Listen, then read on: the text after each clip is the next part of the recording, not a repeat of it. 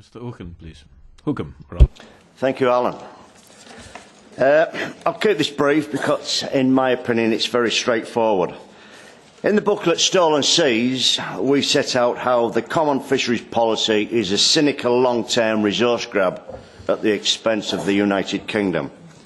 That is why I call them stolen seas. Brexit represents a unique opportunity to rewrite history and overturn 40 years of injustice and right a grievous wrong. We in the UK can only do this by reclaiming our sovereignty in full, right up to the maximum extent of our internationally approved economic exclusion zone. We must withdraw from the common fisheries policy and everything connected with it, hook, line and sinker, and take back control of what is rightfully ours. On that basis, we totally and completely reject the position of other groups on this committee about Brexit and what should follow it. We completely reject the draft text and we request, indeed demand, as our right, that no one describes the text as the committee position.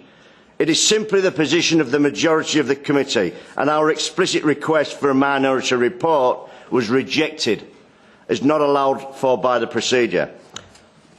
We are certain that this is technically accurate, but it is just simply unjust.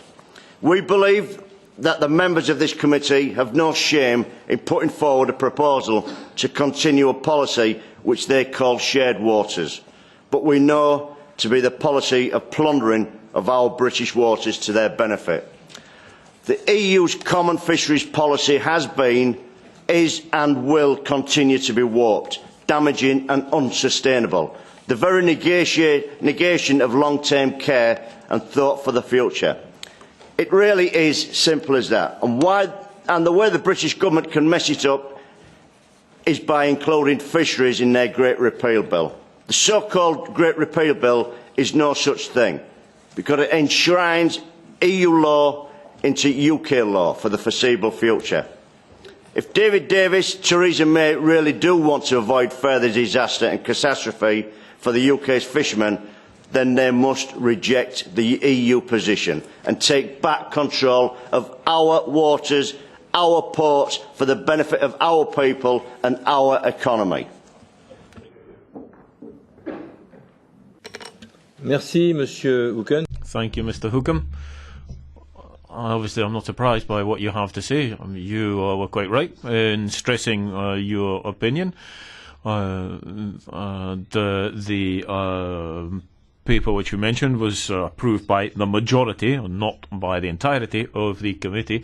That being the case, just would point out to you, though I doubt that you're unaware of the fact that it is in fact you that decided to leave the European Union. It's not us who decided or who wish you to leave.